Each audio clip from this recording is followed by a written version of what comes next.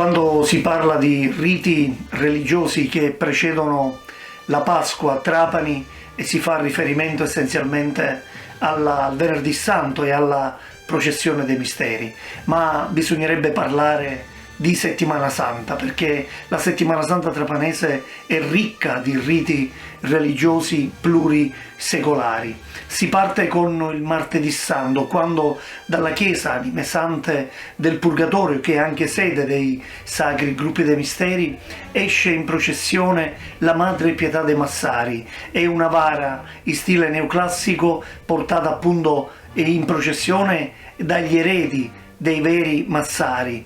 E questa processione si svolge essenzialmente per le vie del centro storico di Trapani, le stradine strette del centro storico che fanno da scenario a questi riti carichi di passione, di fede, ecco, di devozione popolare.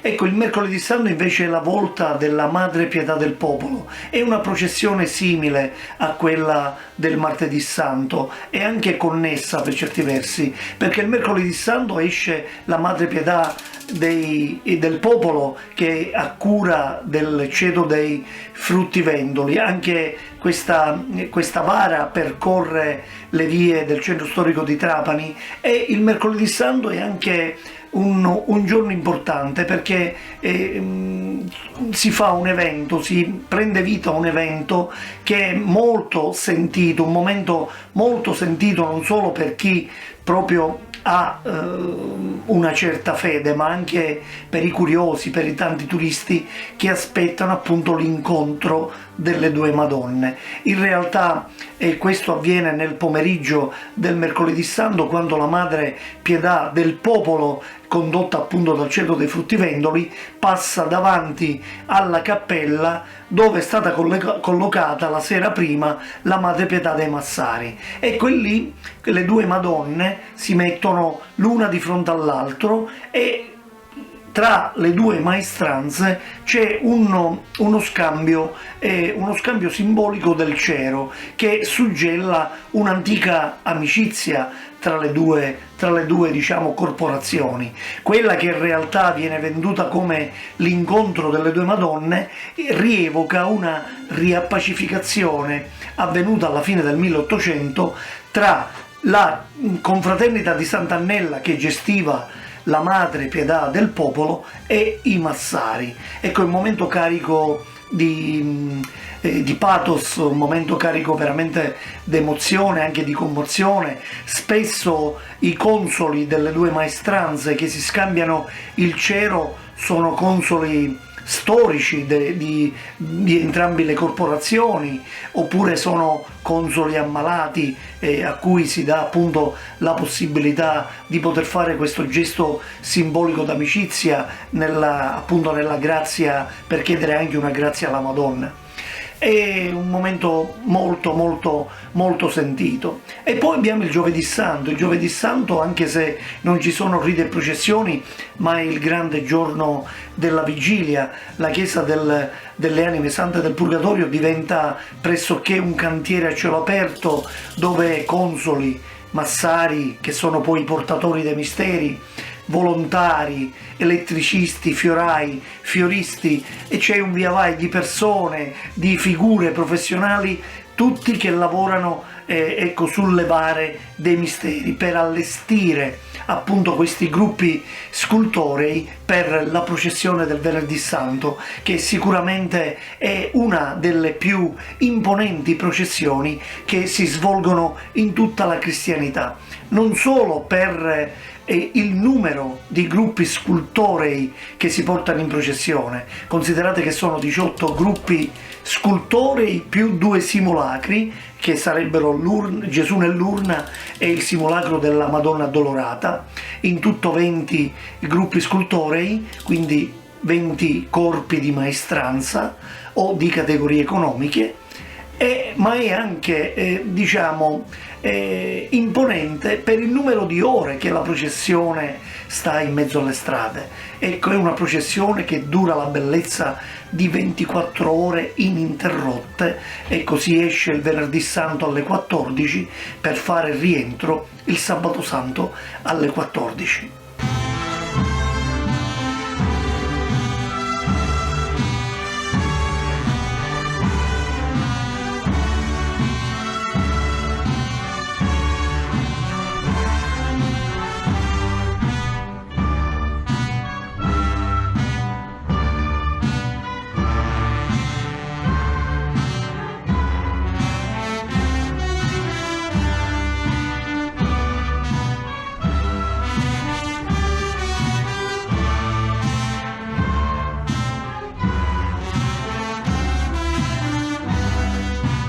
Parliamo dello sforzo organizzativo di questo grande contenitore che è la processione dei misteri. Parliamo di numeri, considerando che sono 20 gruppi, di cui 20 gruppi partecipano mediamente 70 elementi per banda e anche oltre, componenti dei gruppi consoli, i devoti, la processione. Per ogni gruppo si aggirano mediamente 200 persone, perciò 200 persone moltiplicato per 20 significa 4.000 persone, oltre i devoti che sono quelli che vanno dietro al gruppo del popolo e quelli che vanno dietro alla Madonna. Ecco, questi sono i numeri. Parliamo di oltre 5.000 persone di questo grande contenitore e di questa grande Via Crucis. Perciò, che dire, lo sforzo in termini umani è totalmente grosso, perché attorno a questo grande circo, che possiamo dire che è un circo, attorno si muovono anche la parte organizzativa, non solo la parte relativa alle attività che sono di polizia e di tutto quello che noi orbita attorno, ma anche quelli della parte della pubblica assistenza. 300 uomini che girano attorno per fare camminare questo contenitore o questo grosso biscione da 1,5 chilometri. Che significa? Tutto deve camminare secondo un sincronismo che è quasi perfetto. Ormai siamo collaudati nella nostra gestione, perché abbiamo il supporto della Protezione Civile regionale, abbiamo il supporto di tutte le attività collaterali della Polizia di Stato, dei Carabinieri, di tutti gli organi che in questo caso sono a sussidio di questa processione, il nostro comitato organizzativo, i coordinatori della pubblica assistenza e i coordinatori della processione. Questo grande contenitore è una macchina, posso dire, ormai collaudata e perfetta. Possiamo fare invidia, come tempo fa ci ha detto la dottoressa Lupo della prefettura, possiamo fare invidia a qualsiasi altro tipo di organizzazione che può essere Sant'Agata o Santa Rosalia.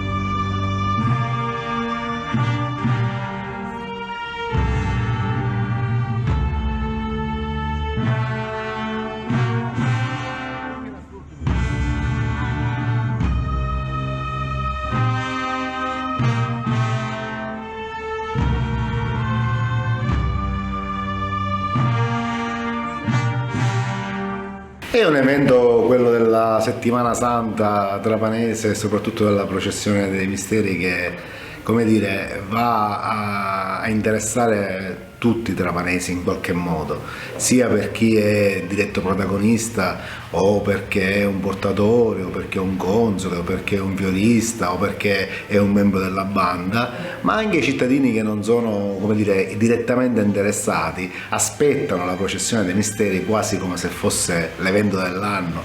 Ecco, se voglio dire un aneddoto curioso, capita spesso che al sabato santo, al rientro dei gruppi, il primo pensiero è: quando sarà la settimana santa l'anno prossimo? Questo per dire come davvero un evento che è da poco finito, già ci si proietta verso quello che deve venire.